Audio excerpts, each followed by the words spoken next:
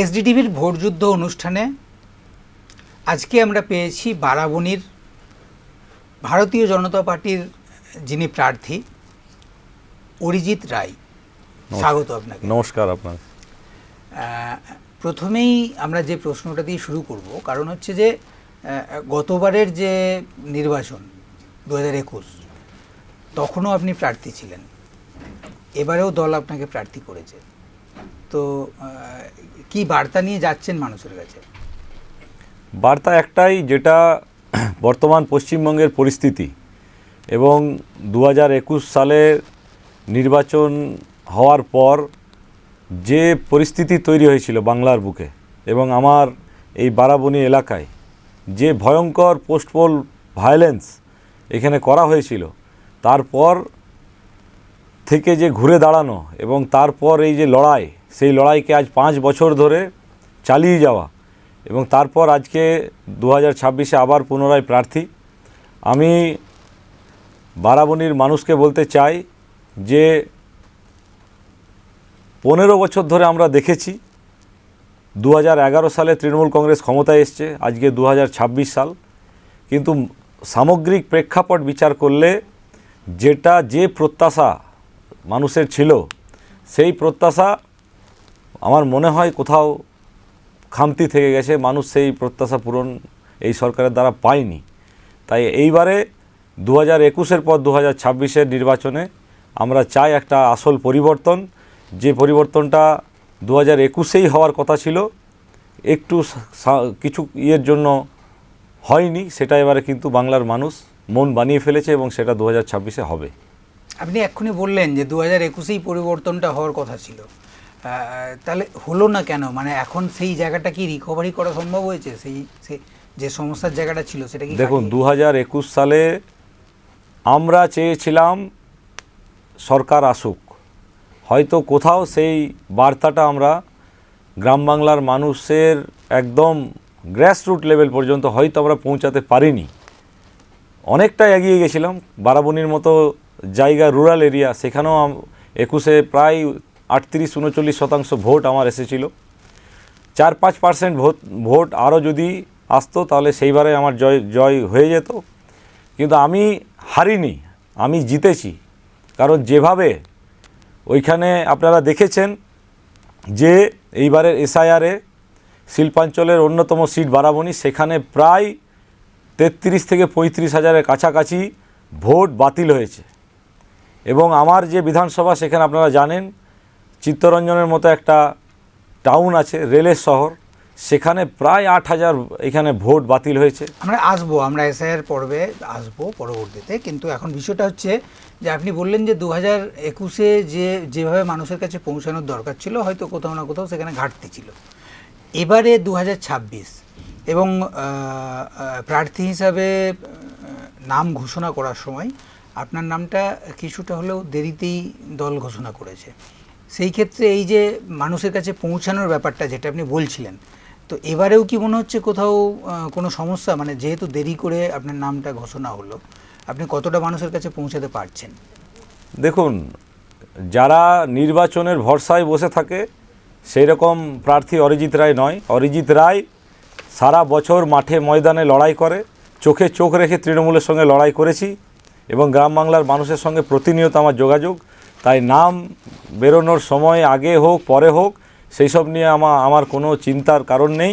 কারণ আমি এই 5টা বছর হেরে যাওয়ার পরও মানুষের আপদে বিপদে সব সময় আমি বারাবণীর মানুষের, সালানপুরের মানুষের পাশে ছিলাম। যে কোনো মানুষ, বিধায়ক না হওয়া সত্ত্বেও আমার অফিস থেকে এসে এমন কোনো মানুষ নেই যে যাদের প্রবলেমে আমি তাদের পাশে দাঁড়াইনি, সব সময় পাশে ছিলাম।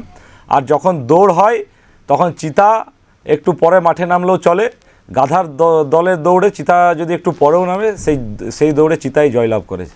প্রচারে তো যাচ্ছেন মানুষের কাছে, কি কি ইস্যু তুলে ধরছেন? ইস্যু মানে আমাকে ইস্যু তুলে ধরতে হচ্ছে না, 15 বছরে যে মানুষের, আমাদের ওই গ্রাম, তো প্রত্যন্ত গ্রামের বিভিন্ন মানুষের যে কষ্ট, সেই কষ্ট বেরিয়ে আসছে, পরিস্ফুট হচ্ছে। কারণ ওইখানে এরা যে 15 বছর সরকার চালাচ্ছে তৃণমূল কংগ্রেস, এবং এইখানকার বারাবণীর বিধায়ক বিধান উপাধ্যায় 3বার জিতেছেন। 3বার জেতার পরও আপনি গ্রামে যান, মানুষ চোখের জলে তৃষ্ণা মেটাচ্ছে গলার, পানীয় জল নেই, হাহাকার, গ্রামের পর গ্রাম, কাঁচা বাড়ি, প্রচারে গেলে বুক ফেটে যাচ্ছে যন্ত্রণা দেখে মানুষের, যে এই পরিস্থিতিতে এই বর্ষার দিনে মানুষ ওই রকমভাবে রাত্রি যাপন করে যেখানে তার মাথার উপর ছাদ নেই, চিক টাঙিয়ে আছে, বর্ষার জল ঝরে পড়ছে গায়ের উপর। এটা হলো বারাবণীর মানে বাস্তব পরিস্থিতি। গ্রামে গ্রামে মহিলারা চোখের জল ফেলছে যখন আমি যাচ্ছি, আমি যখন তাদের আর্তনাদ শুনছি আমার মনে হচ্ছে যে তৃণমূল কংগ্রেস যে বলে ওইখানকার নেতারা যে আমরা সব কাজ করে ফেলেছি, তাহলে 15 বছরে কি করলেন? আজ মায়ের চোখের জল মুছতে হচ্ছে। এটাই হলো বর্তমান পরিস্থিতি। বলছি এখানে তো কলিয়ারি রয়েছেন অবশ্যই, এবং সেখানে বেশ কিছু আন্ডারগ্রাউন্ড কলিয়ারি রয়েছে, বেশ কিছু খোলামুখ খনিও রয়েছে, এবং এই এলাকায় কর্মসংস্থান নিয়ে আপনার ভাবনা চিন্তা কী?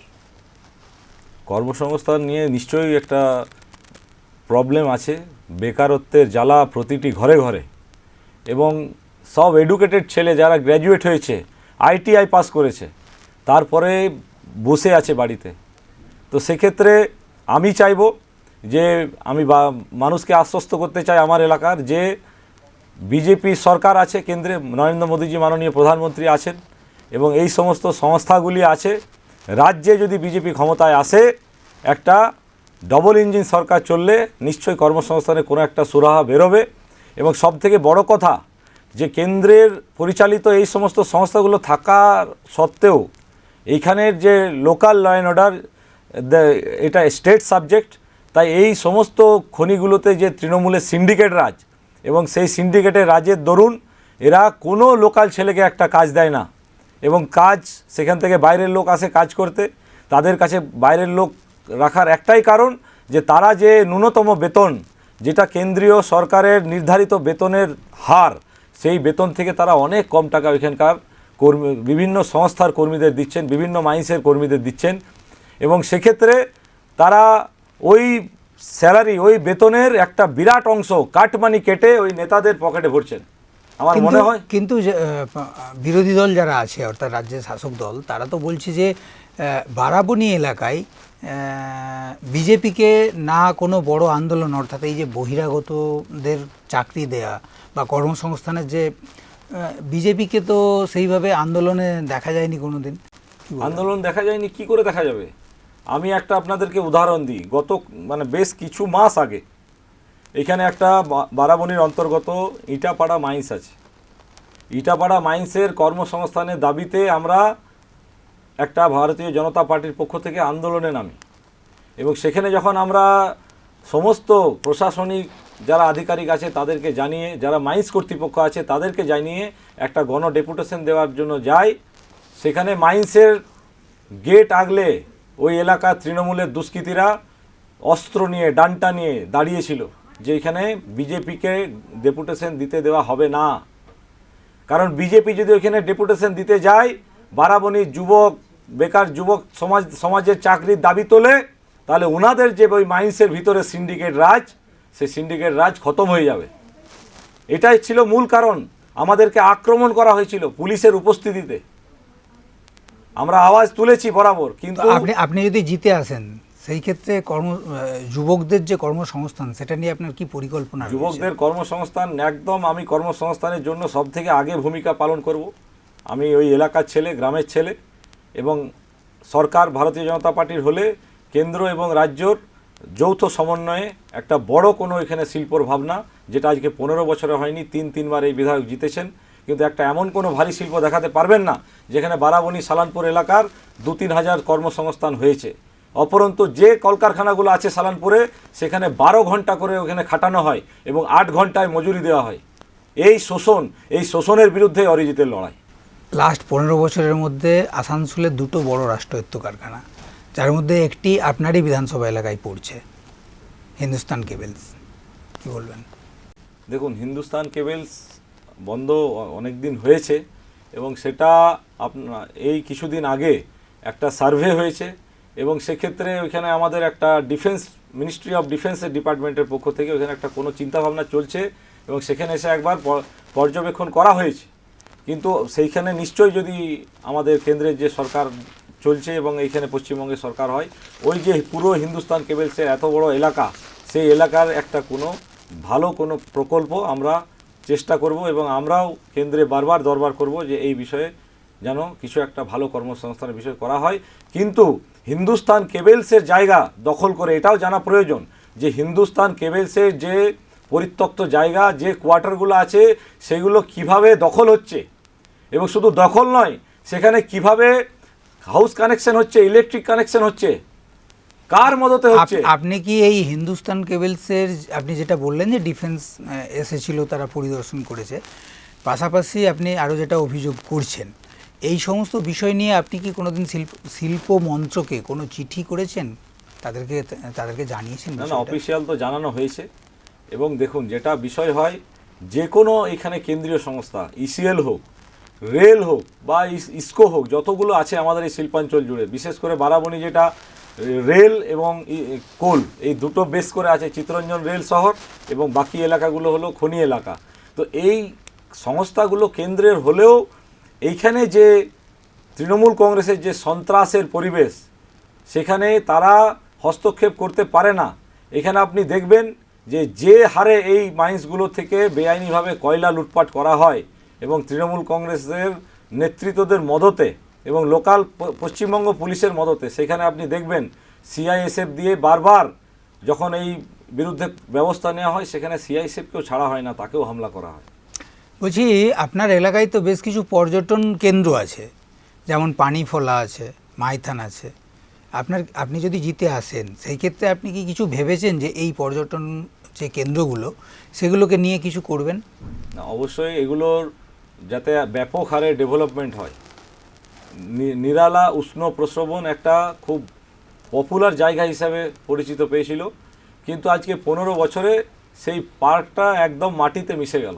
এই কিছুদিন হয়েছে আবার সেটা লোক দেখানো আবার একটা মডিফিকেশন করা হয়েছে। এবং মাইথন, যেটা সব থেকে শুধু এই এলাকার নয়, সারা পশ্চিমবঙ্গের একটা বড় ভ্রমণের জায়গা, সেখানে কোনো সেইভাবে উন্নয়ন করা হয় না। এবং অপরন্তু যখন এই ভ্রমণের সময় থাকে, জানুয়ারি মাস, ডিসেম্বর মাস, সেখানে আপনারা দেখবেন, লক্ষ্য করবেন, আমি এই নিয়ে সরবও হয়েছি, যে যারা আসে ওইখানকার ভ্রমণার্থীরা বা যারা পিকনিক করতে আসেন, প্রত্যেকের কাছে একটা তোলামূল ট্যাক্স নেওয়া হয়। যদি কেউ ঘুরতেও যায়, তার গাড়ি আটকে তাদের কাছে তোলাবাজি টাকা নেওয়া হয়। তো এই পরিবেশের জন্য মানুষ এখানে আসছে না, এদের এই অত্যাচার, এই তোলাবাজির জন্য এখানে আসছে না। প্রথমে এইগুলো থেকে মুক্তি পেতে হলে আগে আইনের শাসনটা প্রতিষ্ঠা করতে হবে, মানুষকে সেফ জোন দিতে হবে।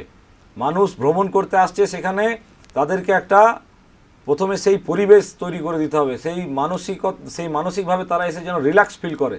এর জন্য আপনি কি, মানে যাতে আপনি এই সুরক্ষা ব্যবস্থা পাশাপাশি এগুলো নিয়ে কি আপনার কোনো ব্লুপ্রিন্ট রেডি আছে? মানে আপনি আগামী দিনে যদি আসেন, সেই ক্ষেত্রে কি এগুলো সব করবেন আপনি? একদম করব, প্রয়াস করব। যেটা হচ্ছে, মানে কেন্দ্র এবং রাজ্যের যে কনফ্লিক্ট, যে এই যে বারবার রাজ্য সরকারের যে কোনো কেন্দ্রর কোনো প্রকল্পে সাহায্য না নেওয়া, অপরন্ত তার দায়ভার কেন্দ্রের দিকে ঠেলে দেওয়া, ওই এলাকায় তাই করে। যখনই যা হয়, মমতা ব্যানার্জি এবং এই তৃণমূল কংগ্রেস দেখবেন ডিবিসির নামে দোষারোপ করে যে ডিবিসি কিছু করছে না, কিন্তু তাদের সঙ্গে সহযোগিতার হাত বাড়ানোর মানসিকতা না ওই এলাকার বিধায়কের আছে, না এই রাজ্য সরকারের আছে।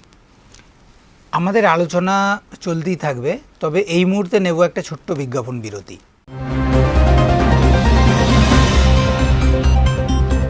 ফিরে এলাম বিরতির পর।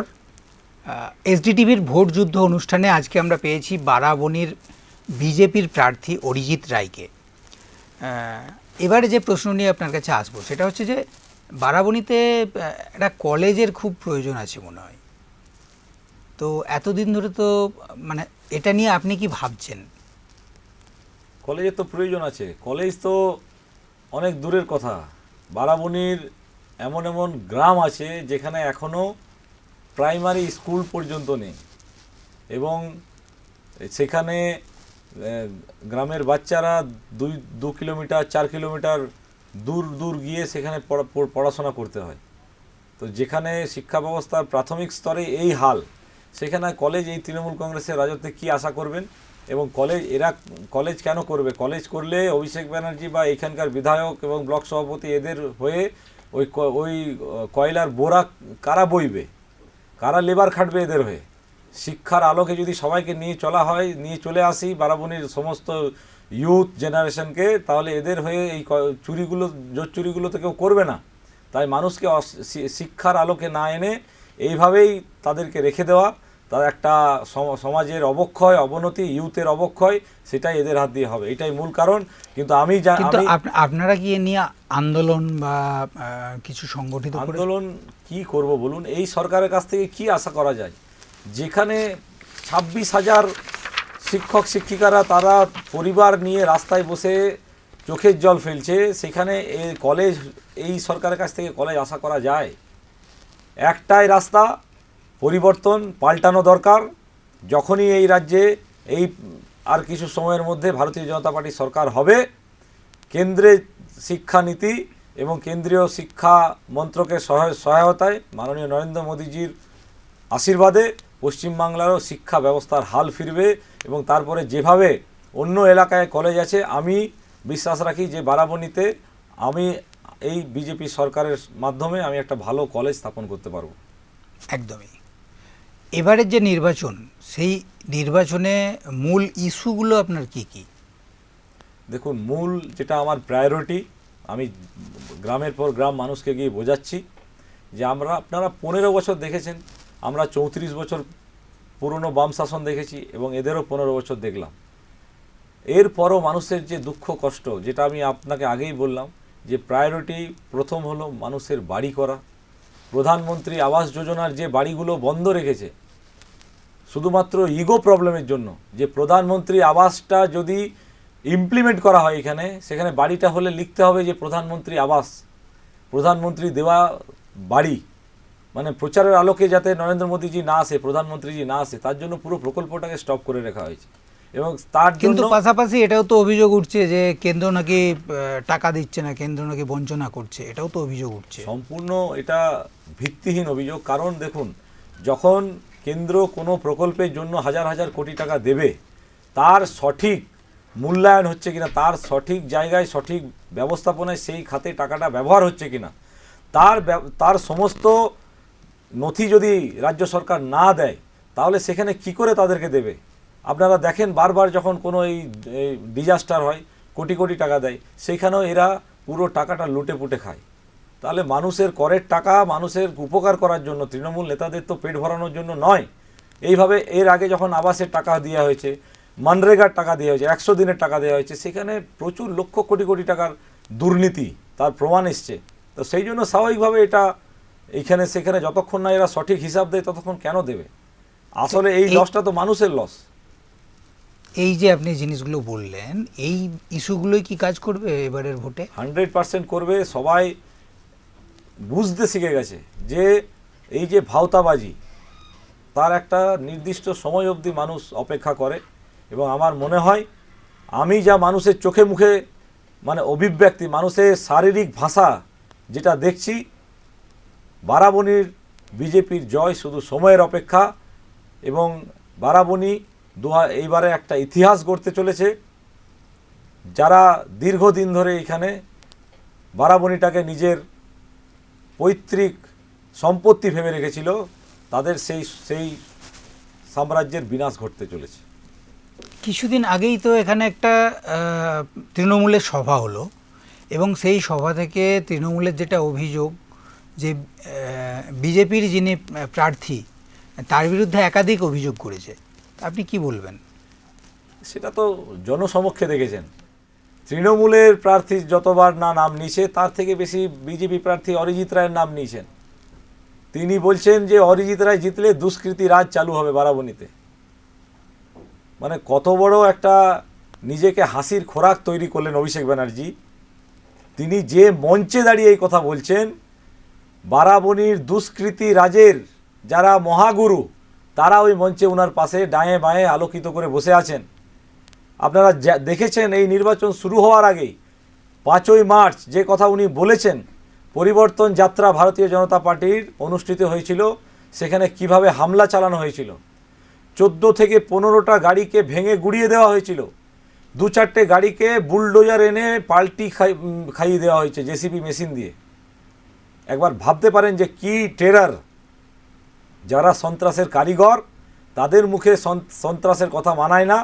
বারাবণীর মানুষ জানে যে অরিজিৎ রায় কি, এবং আমার মনে হয় বা অরিজিৎ রায়ের ইমেজ সাধারণ মানুষের মধ্যে কতটা এবং কতটা গ্রহণযোগ্য আমি তার জন্য তিনি বারাবণীর ফলাফল সেদিন প্রকাশ করে গেছেন আমার নাম ছবার নিয়ে। বলছি, বিরোধীদের অভিযোগ যে আপনি নাকি আপনার যারা সহকর্মী অভিজিৎ অধিকারী তাকে নাকি মারধর করেছিলেন, এবং সেটা পার্টি অফিসের ভেতরে মারধর করেছিলেন, এবং এই নিয়ে নাকি আসানসোল উত্তর থানা সেখানে একটা অভিযোগও দায়ের হয়েছিল আপনার নিয়ে বা আপনার নামে। কি বলবেন? না, সেই রকম বিষয়টা ওইভাবে দেখলে হবে না। বিজেপি একটা সর্বভারতীয় দল, এবং আমার মনে হয় প্রথম কথা তো এই ঘটনার কোনো বাস্তবের সঙ্গে কোনো মিল নেই, এবং যে আপনারা যে কথাটা বলছেন যে পার্টি সহকর্মীদের সঙ্গে আমার সম্পর্ক, বা এমনকি এখানকার বারাবণীর তৃণমূল কংগ্রেস নেতারা আমার পরিবারকে নিয়েও প্রশ্ন তুলেছিল, কিন্তু আমি প্রার্থী হওয়ার পর প্রথম আমাকে অভিনন্দনের মালা আমার বড় ভাই অভিজিৎ রায় আমাকে গলায় পরিয়েছে, সেটা আপনারা জনসমক্ষে দেখেছেন। এবং যাদের নিয়ে আপনারা বলছেন, যে যাদের নাম ধরে আপনারা বলছেন, তারা কিন্তু আপনি যদি প্রতিদিনের প্রচার আমার দেখেন, প্রতিদিনের প্রচারে অরিজিৎ রায়ের সঙ্গে যাদেরকে তৃণমূল কংগ্রেস চক্রান্ত করে এইসব নাম জুড়ে এগুলো বলছে, তারা কিন্তু আমার প্রচারে থাকছে এবং সক্রিয় ভূমিকায় থাকছে, এবং আমাকে জেতানোর জন্য তারা প্রাণপ্রাণ প্রচেষ্টা চালাচ্ছে। তাই আমি বলবো যে আগে নিজেদের ঘর গোছান, তারপরে আপনারা অন্যের বাড়িতে গিয়ে উঁকি মারবেন। তৃণমূল কংগ্রেসে যে কি আছে সেটা মানুষকে আর বোঝানোর নেই। তাদের পার্টি অফিসের সংখ্যা দেখে বোঝা যায় যে প্রত্যেক পাড়ায় পাড়ায় 2টো করে পার্টি অফিস, তাদের গোষ্ঠীদ্বন্দ্বে জর্জরিত গোটা দল। সেই জায়গায় ভারতীয় জনতা পার্টি একটা পরিবার, এবং আমরা ইউনাইটেড ভারতীয় জনতা পার্টি এবং ইউনাইটেড বারাবণী ভারতীয় জনতা পার্টি, যেখানে ভারতীয় জনতা পার্টির প্রতিটি কর্মী, প্রতিটি লড়াকু কর্মী যারা আজকে 5 বছর ধরে তৃণমূল কংগ্রেসের সঙ্গে চোখে চোখ দেখে লিখে লড়ছে, কেস খেয়েছে, মার খেয়েছে, ঘর লুট করা হয়েছে, যারা একটা বেসরকারি সংস্থায় সামান্য 4-5 হাজার টাকা রুজি রুটি করে খায়, তাদের কাজ ছাড়িয়ে দেওয়া হয়েছে। এই জ্বালা যন্ত্রণা থেকে মুক্তির জন্য ভারতীয় জনতা পার্টি একত্রিত হয়ে বদ্ধপরিকর যে তৃণমূল কংগ্রেস এবং এই বারাবণীর বিধায়ককে এবারে গণতান্ত্রিকভাবে 26-এর নির্বাচনে 23 তারিখের ভোটে একদম জবাব দেবে, এবং 4 তারিখে বারাবণী থেকে তৃণমূলের একদম সুপড়া সাফ হয়ে যাবে। একদমই। আজকে আমরা অনুষ্ঠানের একদম শেষ পর্বে এসে পৌঁছে গেছি। আমাদের এই অর্থাৎ এসডিটিভির এই ভোট যুদ্ধ অনুষ্ঠানে আপনি উপস্থিত থাকার জন্য আপনাকে অনেক অনেক ধন্যবাদ। আপনাদের সকলকে অনেক অনেক ধন্যবাদ। আজকে এখানে আপনাদের সঙ্গে কথা বলে খুব ভালো লাগলো।